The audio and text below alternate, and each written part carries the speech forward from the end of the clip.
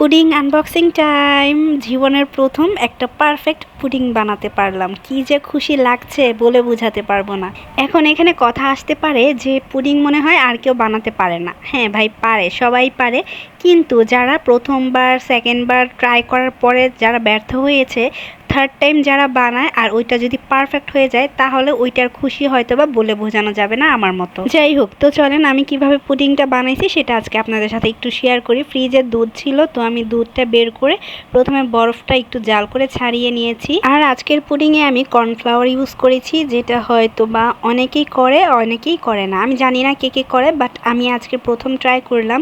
দুধটা যখন হালকা গরম হয়ে যাবে তখন এতে আমি আধা চামচ কর্নফ্লাওয়ার দিয়ে দিয়েছি।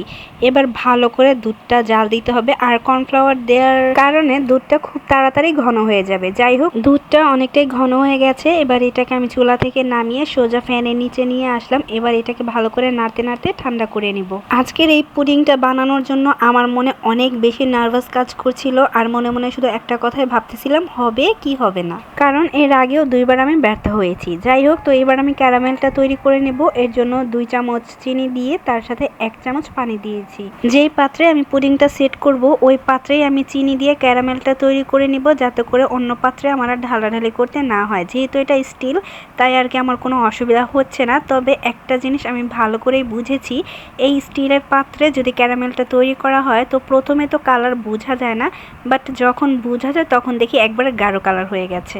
না বুঝলে যা হয় আর কি। যাই হোক, তো আমি ক্যারামেলটা একটু নাড়াচাড়া দিয়ে ঘুরিয়ে ঘুরিয়ে এটা ভালোভাবে সেট করে নিচ্ছি, যাতে করে সব জায়গায় সমানভাবে বসে। যাই হোক, তো ক্যারামেলটা হয়ে গেছে। এবার এটাকেও আমি চুলা থেকে নামিয়ে ফ্যানের নিচে রেখে দিব সেট হওয়ার জন্য। এইদিকে দুধটা একদম ঠান্ডা হয়ে গেছে। এবার এতে আমি দিয়ে দিচ্ছি রুম টেম্পারেচারে থাকা 2টা ডিম। ডিমগুলো আমি 1 ঘন্টা আগেই ফ্রিজ থেকে বের করে নর্মাল করে নিয়েছি। এবার এতে দিয়ে দিলাম পরিমাণ মতো চিনি, যার যার স্বাদ অনুযায়ী আর কি। তার সাথে 1 চিমটি লবণ, যাতে করে মিষ্টিটা ব্যালেন্সে থাকে। এবার শুধু নাড়তে থাকো নাড়তে থাকো, মানে হচ্ছে যতক্ষণ না পর্যন্ত চিনি আর ডিমটা দুধের সাথে মিক্সড হয়ে যাচ্ছে ততক্ষণ নাড়াচাড়া দিয়েই থাকতে হবে। যাই হোক, যখন মিক্সড হয়ে যাবে তখন আমি একটা ছাঁকনি নিয়ে এবার দুধটাকে ভালো করে ছেঁকে পুডিংয়ের পাত্রে ঢেলে নিচ্ছি। এবার এটাকে নিয়ে যাব চুলার পাড়ে। চুলাতে আমি অলরেডি একটা পাতিল নিয়ে এতে একটা স্ট্যান্ড বসিয়ে সামান্য পরিমাণে পানি দিয়ে নিয়েছি।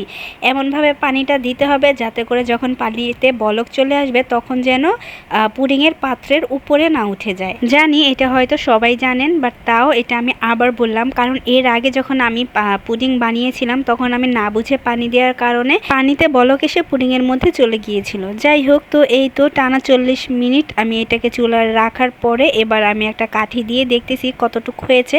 মাশাআল্লাহ, 40 মিনিটেই পুডিংটা একদম পারফেক্ট ভাবে হয়ে গিয়েছে। আর এদিকে দেখেন আজকের আবহাওয়াটা কত সুন্দর, অনেক বেশি বাতাস ছিল, সাথে দিনটাও অনেকটা মেঘলা মেঘলা ছিল, মানে এক কথায় বলতে গেলে ওয়েদারটা অনেক বেশি জোস ছিল। যাই হোক, তো পুডিংটা আমি চুলা থেকে নামিয়ে ঠান্ডা করতে রেখে দিয়েছি। যখন ঠান্ডা হয়ে যাবে তখন আমি এটাকে রেখে দিব আধা ঘন্টার জন্য ফ্রিজে। এই তো ফ্রিজ থেকে পুডিংটা বের করে নিয়েছি। আর এই সময় আমার আম্মু ক্যামেরা ধরেছিল, আর আমি পুডিংটা সাইড দিয়ে একটু ছুরি দিয়ে ছাড়িয়ে নিচ্ছিলাম যাতে করে বের করতে সুবিধা হয়। এই তো এটা ছিল আমার জন্য হরর একটা মুহূর্ত। আমি এই সময় ভাবতেছিলাম পুডিংটা যখন আমি বাটি থেকে আলাদা করব, বের করব, তখন না জানি কেমন হয়, বাট আলহামদুলিল্লাহ অনেক বেশি সুন্দর হয়েছে মাশাআল্লাহ। আর ইদানিং পুডিং যা ভাইরাল হয়েছে, যেখানেই যাই যেই ভিডিওই দেখি না কেন পুডিং আর কেকের ভাইরাল ভিডিও। ফাইনালি থার্ড টাইমে আমার পুডিংটা অনেক বেশি সুন্দর হয়েছে, আর আমার মন মতো হয়েছে। চিনি সব কিছু মিলিয়ে একদম পারফেক্ট হয়েছে। সবাই খেয়ে সুন্দর বলছে, সুন্দর কমেন্ট করছে আর কি। যাই হোক, তো আপনাদের কাছে আমার এই পুডিংয়ের ভিডিওটা কেমন লেগেছে? আর আমার এখানে একটা জিনিস মিসিং আছে, যদিও এটা আমি ইচ্ছা করেই দেইনি, বাট এটা আপনাদের বলতে হবে যে কি মিসিং আছে। ভালো করে ভেবে কমেন্ট করবেন কিন্তু। তো ভিডিওটা এখানে শেষ করছি। সবাই ভালো থাকবেন। আল্লাহ হাফেজ।